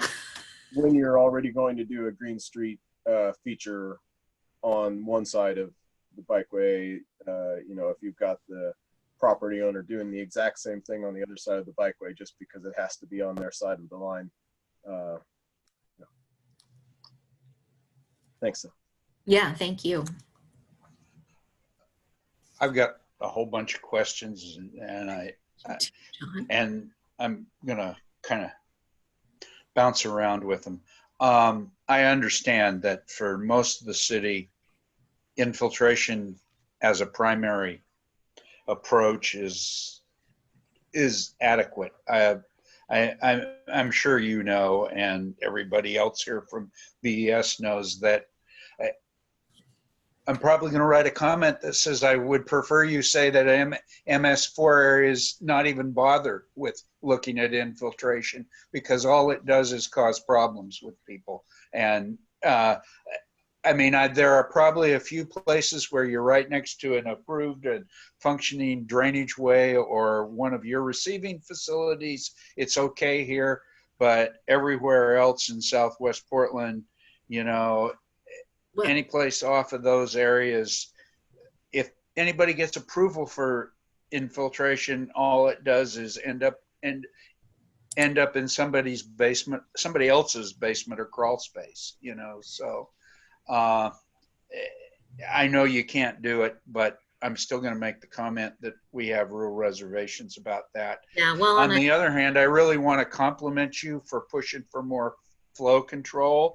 And as I understand it, this thing is, and it's not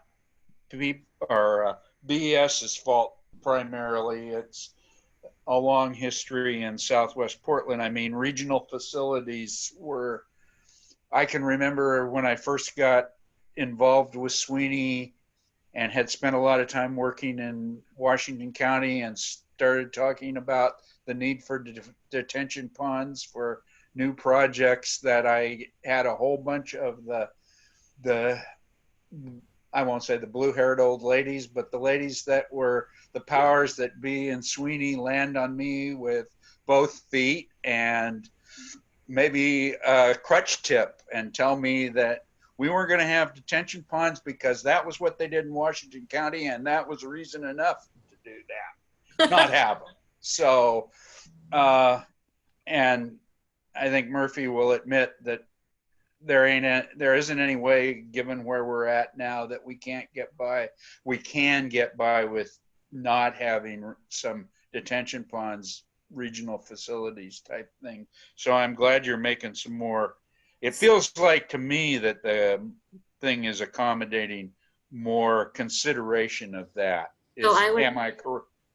I would say that the regional facility conversation is more of a is more in the sort of stormwater planning, integrated planning arm of BES, and because they're looking at they're looking at things at that watershed and basin scale, and that in this edition of the manual, we really are pushing the site scale facility designs to be much more robust and reliable for flow control. And so you're definitely reading that correctly. Okay. Let's see. I have this. I wonder if there another comment about downslope daylighting. I think I've probably beat that to death. I'm confused because and it's probably my own problem, I made myself a note about why no additional requirements for right-of-way facilities in MS4 areas. But then I heard what you said tonight, say that that's not the case, that actually what you're going to be doing is we're going to see an increase in overall see an increase in additional facilities in the right-of-way. Is that? We're going to see those same sort of design improvements and design standards that apply to properties, to private property facilities, are also apply in the right-of-way. So those flow control improvements will be across the board. Okay. And I don't know how this affects it, but I'm going to just mention, I know we have had problems in Southwest in situations where BES sanitary right-of-ways have tended to become channels for, I mean, if they're not in the street, and in a lot of cases in Southwest they're not, they've become channels for stormwater flow.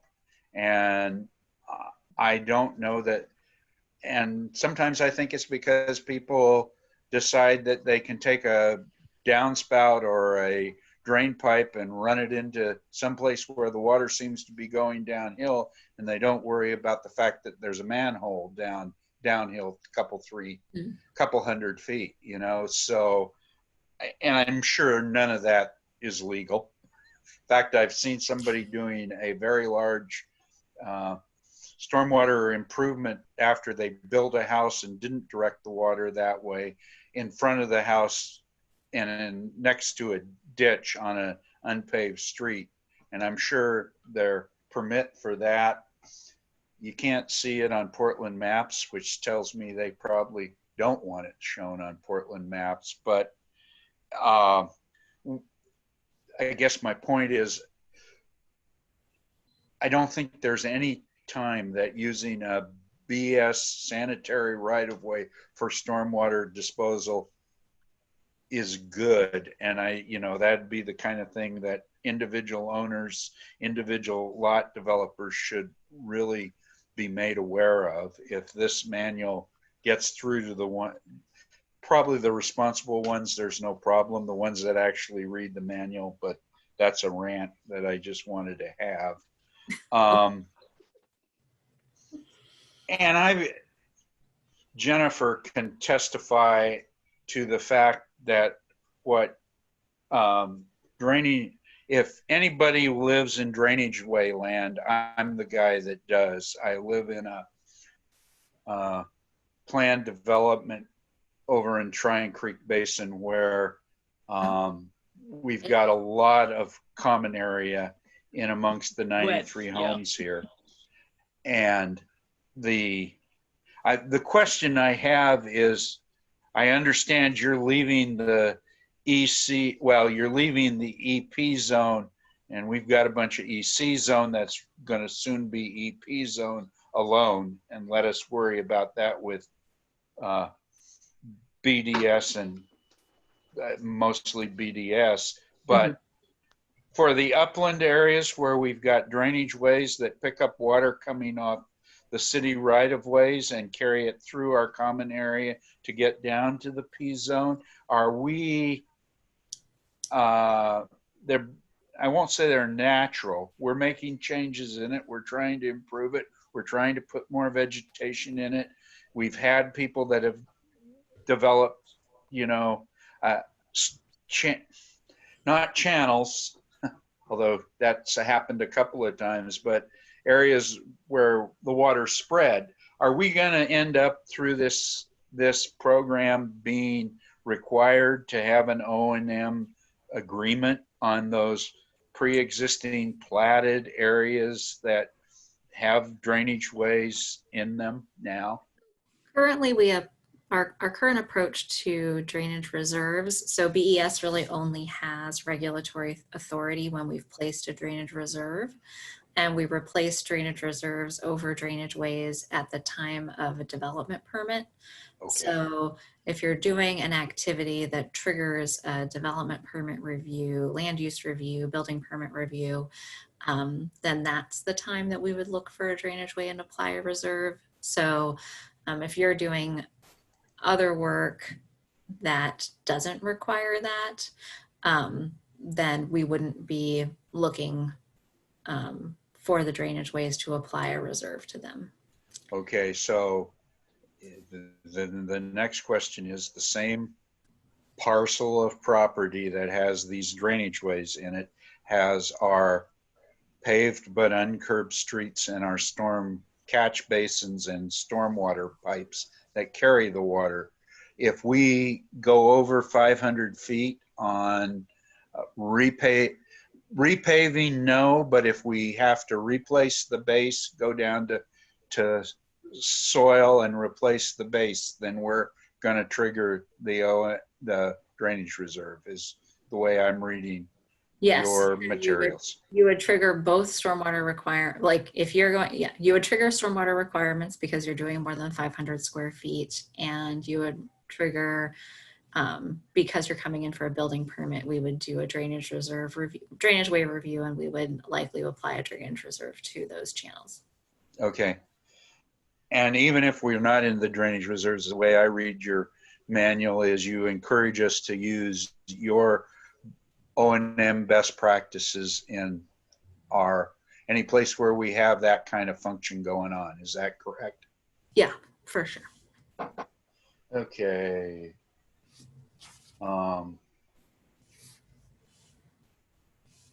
Okay, I got the answer about private roads. Oh, I just had one kind of question, and not that I see it, but I do see them sometimes. Why accept, you're accepting the driveway strips from infiltration requirements? Is that, did I read that right, or is that mistaken? Yeah. So they're not required to, I'm not sure they work in Southwest Portland, but I see them installed in a few places, often, obviously often running downhill into a right-of-way. And I'm not sure they could infiltrate, but it just, why did you? We're looking at those as a, sort of impervious area reduction technique, and if they're designed somewhat correctly, then, we're kind of assuming that with that smaller pavement width, the overall impact and runoff from those areas would be sort of relatively minimal. If that's something that you would comment on, I think that would be a good thing to okay. I mean, my experience, well, can't say I've seen them not work, but flow control, if they work counter to controlling flow and instead pick up a flow and dump more of it onto a right-of-way, I've got a concern about that. But I can't say I've actually seen that kind of problem. Okay, you've answered that question. I know the one that has got me confused. It's about the water quality design storm change. You say you're increasing that, and to me,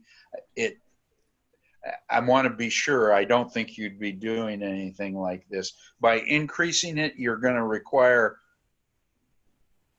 more attention to water quality. And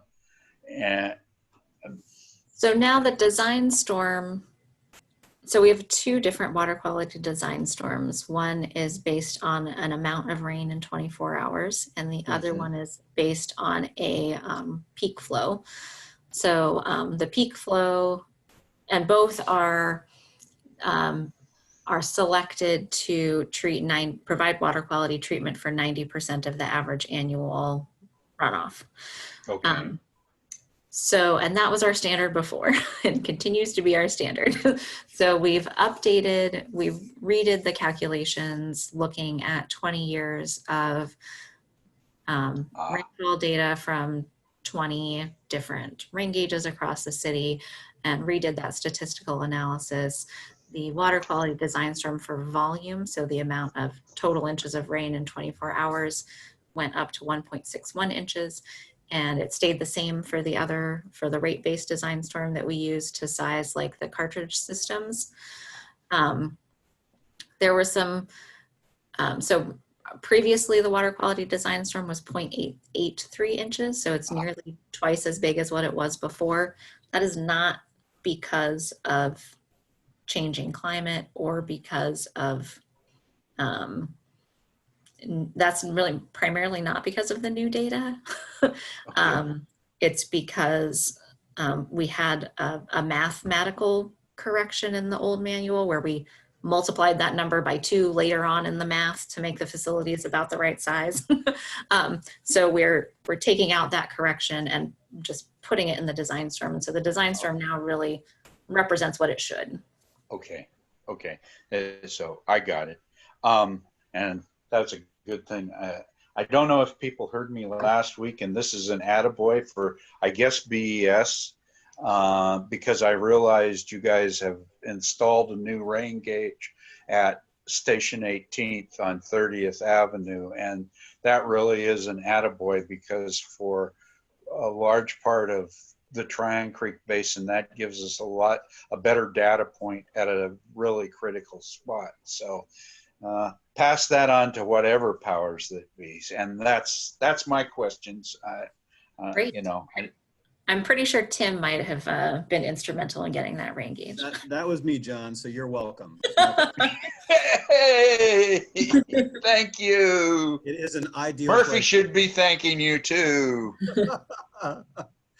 You're all welcome. I'm done. Thanks, everybody. Murphy, you're muted. I know, sometimes it's a good idea if I mute myself. Thanks, Or the I'll take the cat. hint.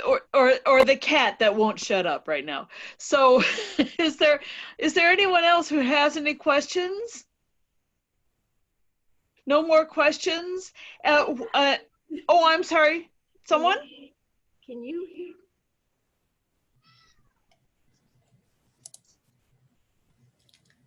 No. Oh, Andrea, is that you? Andrea, you're mute. Andrea, you're mute. And Thank how you. about now? Yes, and lean into your camera. We can barely hear you. Okay. Hello, Adrienne. I'm Andrea Wall. hi. I'm the steward, hello, of the Southwest 25th Avenue right-of-way community trail. And the section of the trail that I have a question about is actually along a road, which is 14 to 20 feet wide, gravel, one of those gravel unimproved roads that I've been in charge of for 38 years with my neighbors. And we've dug some little ditches along the side. We have a water bar. There are 2 hills and they're quite steep. And my question is going to be about building a little bioswale on private property, but the water from those ditches will go into the bioswale to slow down the water and then out of the bioswale back into the ditch. And what we're trying to do is just to keep our road from getting rivers down the middle, ruts down the middle of it. And we've done a pretty fair job over the last 38 years. We're also doing restoration work along the sides. And I have Eagle Scouts that would like to help me build these bioswales with engineering consultation. So I am sorry about that. So if we have the Eagle Scouts work on the project, as it's on private property, do you need to okay what we're doing? For in the new manual where and I'd have to refresh my memory. We've had like many conversations about this, so I'm not sure exactly kind of where they started anymore. But in the new manual, kind of voluntary retrofits on private property aren't necessarily required to come through review. We encourage people to follow the standards in the manual, but aren't necessarily holding people to those. But it would be a good resource for the Eagle Scout to read the manual and get some idea of what the requirements are. Yeah. Okay, thank you. And I can get hold of you in the future if I have further questions. Yeah, absolutely. Thank you. Thank you. All right. Is there anyone else? Eric, can you see people? Anybody waving their hands? Anyone talking with their mute on? There's no hands up except for John's, but I think that's left over from his questions. John, put your hand down.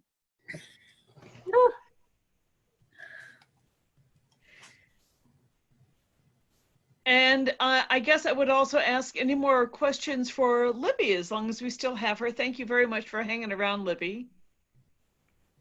Anyone? Ooh, I turned myself off here. Oh, I stopped sharing my screen. Oh, okay. That's what. Okay, thank you for we who are not worried about being electronically inept. So there we go. Anyone else? Then I say thank you very much, all of you, Tim and Adriana and Libby and the crew and everyone from before and everyone from after. And we can have these, we'll have these links. We'll put these links up on our website because I know I'm going to have to go through it about 5 more times myself for me to understand it better. Thank you very much. Murphy, I don't think I have a copy of Adrian's presentation. I don't know if you did. I have one of Libby's to be able to post for people to see. Yes, thank you. Is it possible to get yours? Adriana? Yeah, you know, honestly, there's an hour-long version of the presentation that has a lot more detail in it. That that slide deck is available on our public comment website. Okay. So I maybe would recommend you going there. I'm also happy to share this version with you. So I'll send you. I'll make sure to wait. Eric, did you say you have this? I don't, but now that you mentioned the website link, I attended one of those presentations earlier and I know exactly where you're talking about to find that information. So I think I would like to have the shorter version. I mean, for somebody like me, no offense, pardon me for interrupting, I'll have to listen to this one twice in order to understand the big one. Yeah, well, and the big one, we don't have a recorded version. It's right. The slides. It's just the slides, right? The slides, we've included the notes pages, so all of the like narrative description is also included. So hopefully it's relatively easy to access, but and we also have a whole bunch of other materials on our website. It's very helpful to have the Cliff Notes. You know, a lot of people are from Watershed Concept School, I was a theater major, so I'm just in here because I'm interested, not because I know what you're talking about. And, so, and I would like to direct people to, we have something called the Summary of Changes, and it's a 20-page document. 22 pages, As opposed to 390. Exactly. I've got most of the first 200 read. Yes, it goes, the Summary of Changes really goes through the highlights of the changes and why we've done them. And so that's a really good way to focus your review on things that you might be the most interested in. Thank you. I just need to have the Cliff Notes so I can understand the thickness. Yes. It's you know, you're not allowed to watch the movie before you read the book, but if I watch the movie, I can understand the book better. I think that is the case in this situation. So I appreciate the Cliff Notes. Thank you. And I'll look at that. And great. So it's all on your links, so that's good. And Eric, who's been very helpful for me this evening, has got a hold of that. So are there any other questions for anyone else at all? Because it's 8:56. Well, good night to our guests. And please, I'd like the committee to hang on for just a few more minutes. Thank you so much for having us. Thank you very much for coming. Right. Thank you, Libby. Bye-bye. Bye, Tim.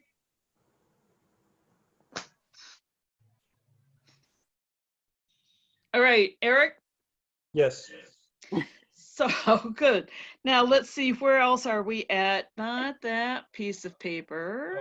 I guess we should do Eric's report and then any neighborhood comments. Sure.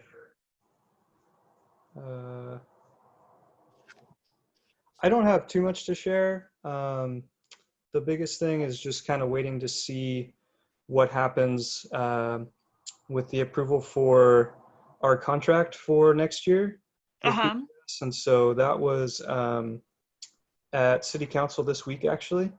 And I don't know all the details of how City Council works. It's actually kind of interesting for me. It was one of the first meetings I've ever watched. And when they got to the piece about Watershed Resource Center, it was in the consent agenda amongst a bunch of other items. And my understanding is that if that just, all that is set to be approved unless somebody says something specifically otherwise, that they want to ask more questions or have concerns or get some clarification. And I guess somebody from the general public did, but when it came time for them to say whatever it was they had to say, they weren't there. So they just kind of moved on. And I don't know what that means, whether the approval is done or there was something about a second reading happening. So I think there's some stalling that happened. Yeah. In limbo. That's, Anything we can that's do, Eric, to write letters of support or go in full force with? I've asked about we can that. Put placards or. I was told we didn't need any letters of support at this time, but if there becomes a need for that, I definitely appreciate it, and I can let people know. When it goes to second reading like that, it just means there was enough of a glitch in the thing that they couldn't. If it's on the consent agenda, it can happen immediately with a full vote of all the commissioners, and if it gets into that next sense, it's like the budget. Commissioner Udaly said she didn't want to vote for the budget exactly the way it was the week before, and so everything moved over a week. Then on second reading, only the majority has to pass it, which means it's 3-1 now, but that's what's got to happen next week. Gotcha. Okay. Thanks, John. And we will of course all write letters to support you both individually and as our group. And please remember that we passed a law. We passed a bond, I think, when Jen, when it was being thought to cut the budget for your previous sort of division. And we passed you. We gave you a job then, and we'll give you a job now. All right. I appreciate that. I appreciate your support. It does mean a lot. And the only other thing I wanted to mention, Sylvia had asked me to bring up, so there was some discussion of the action plan at last month's meeting, and that action plan needs to be approved by the board, I think next week. Yes. So I don't know what ultimately, I can't remember what ultimately became of that at the last meeting, but I think we need some semblance of a finalized version to present. We have a finalized version and we can present it. It just didn't get, it was very busy last board meeting. So it's a case of Leslie/John being sure that it gets said. Gotcha. Well, remember, I'm not on the executive committee. Right, anymore. you're not there anymore. Right.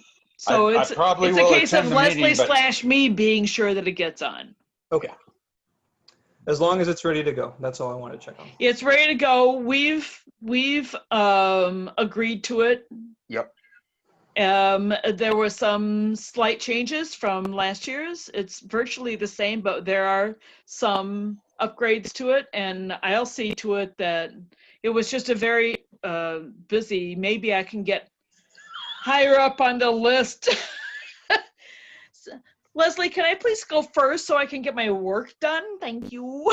Before we fall down into disintegration in the committee. That's board's problem, not our problem, but maybe if I can get higher up on the to-go list. Murphy, we'll have you first before we have other people. That's good to know. That's all I have. So highly recommend it. Yeah, I'll try. I'll ask, and thank you for bringing that up. And now I'll press for it instead of just sitting back and wait. Okay. So anyone else? Neighborhoods. Anything from neighborhoods? McGillicuddy, are you still there? Are you awake? He's gone. He's gone. Oh wait. McGillicuddy. No, that's Eric. Eric from Hillsdale, you have anything for us? Nope. Okay. And I would like to say I'm not a biker, but thank you very much for bringing that up. This is part of the reason why we like to have different people on the, I might not think of asking a question about bike issues. And so that's a very good thing to have a bike person on the committee, here in the committee. Thank you for coming. John, do you have a neighborhood? Yeah. Eric, well, the transportation, it's really a report that came to the Transportation Committee. Eric had raised some issues. The 26th Avenue, the watershed part of that is, I'm fairly comfortable that PBOT has done some things and probably can do some more things to deal with stormwater flows and issues on 26th, at least as far as it relates to 26th. Working with them to try to deal with some of the stormwater issues that might come off of Taylor's Ferry that also create problems at that intersection. And I won't bore you with the details, but there's good plans extant. There's some concerns about how the bike situation works, but I think we can work through them from what I've heard, and we're going to give it the best shot we can on that. But the stormwater really is, at least on 26th, I think, have been thought through, and PBOT's taken some action to help us there. Do you know any time, is there like maybe 2021? Are they 2020, maybe? Okay. 2021, if the design keeps moving along. Okay, so now I have a parallel question to ask you is, so across the street from that, there's the grass, and I presume there's staging areas. That's why they still have grass there and they mow it. But when we had the speakers about bees and such like that, Andrea, I'm sorry, it's his Mike, name is Mike, Hal. thank you. And so Mike and is there Tom. someone that you know of that we can, I've tried to contact Peabody a couple of times about who can I talk to about turning grass into flowers. Yes. And I get dead ends. Is there anybody that you know that I can try to punch on that? Yes, Dana Dister. Who is it? Dana Dister of Peabody. Dana. Okay, Dister, D-I-S-T-E-R. Can you send me her contact information at your convenience? Yes, I will. Great, thank you. And so John, was that it for you? That's it for me. Okay, great. And Andrea, don't go away, John. I have something for you in a second. Andrea, anything else for you? I will be recording an advertisement for the trail project for my fiscal sponsor, the Oregon Wildlife Foundation, Sunday at 1 o'clock. With the help of a friend, an iPhone, a ladder, and a cinematography student. Oh, good. Good. Free is great. I love your free. So it only has to be 2 minutes. So we figure we can do this. That's good. Next time she'll wear sunglasses and.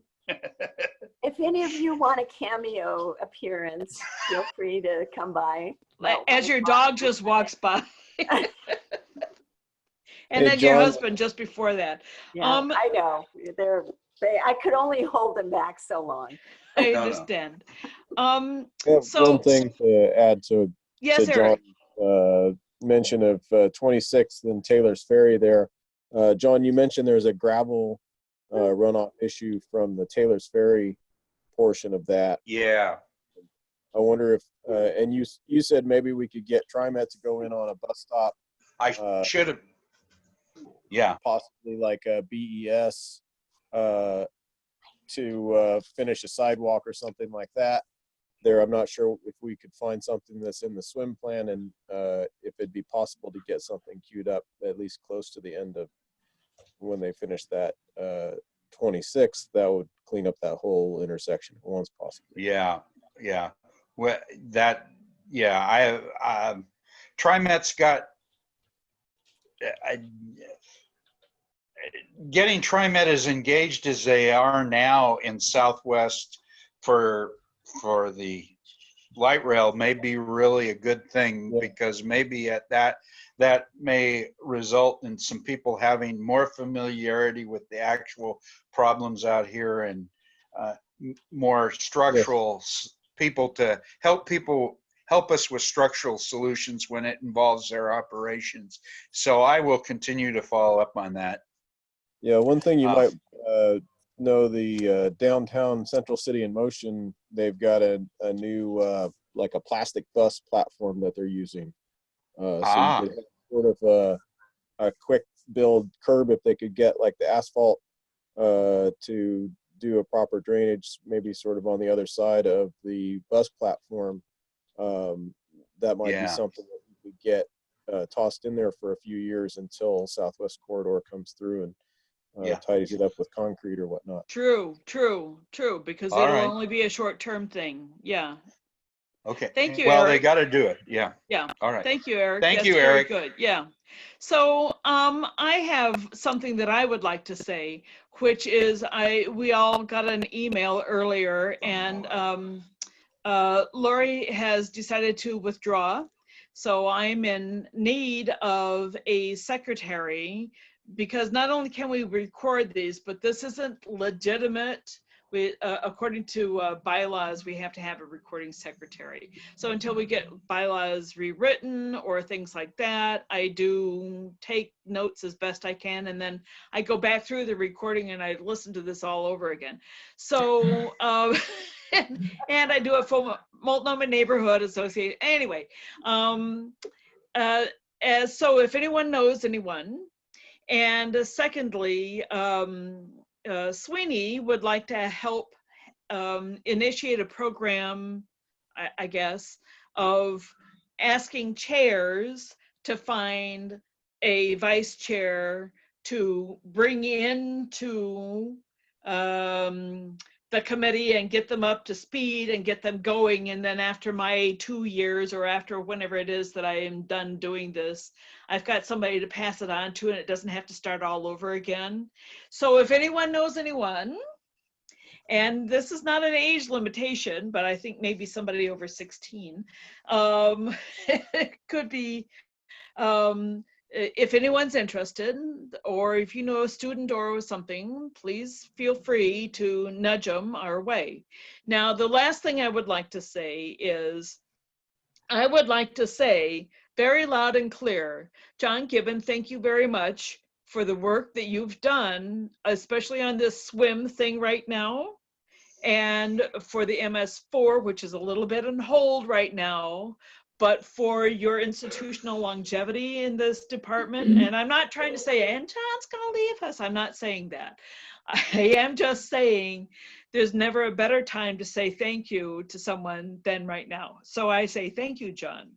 Well, I appreciate that. And I haven't had a chance with all the other things I've been working on to get a response into Lori's email, and I'm certainly going to thank her for her long service. And yes, yeah, and maybe come back to the committee next month and see if we can do something where we, well, you know, it used to be you get a card and everybody sign it.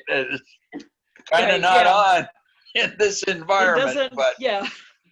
And but I really want to do that. So I think that if there's a way that anyone wants to respond to Lori, she's had a I mean, I don't really know, but she seems to have had a really stressful time the last couple of years. And she's really pitched in on this, and she's even said to me, as hard of a day as I've had today, this is a vacation from my day. And now it's just gotten to a point where it's just very difficult for her.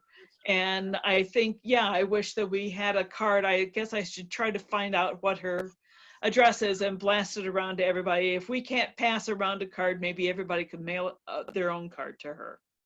I think I have access to her address. Well, thank you, John. Murphy, that would be I'll dig it out and get it so we have it next month. Thank you. And we need to be conscientious of the fact that she might still be reading what we're doing here. I hope she's not. I hope that she's sleeping more now. But thank you, John. That would be really nice if you could do that. But I really wanted to say thank you to Lori, who's not here, and to John, who is here, for a lot of the work. You know, it's what I say all the time. I ain't got no background on this. And so I really appreciate you and Al helping to get me up to speed about things, even the little bit that I can fully comprehend. So thank you. Anyone else for anything else? If not, let's bow out. Okay. Good night, all. Thank you very much. Eric, please post this as soon as you can so I can rewatch it. Thank you. Thank you. Thank you. Good night, everyone. Good night. Night, Murphy.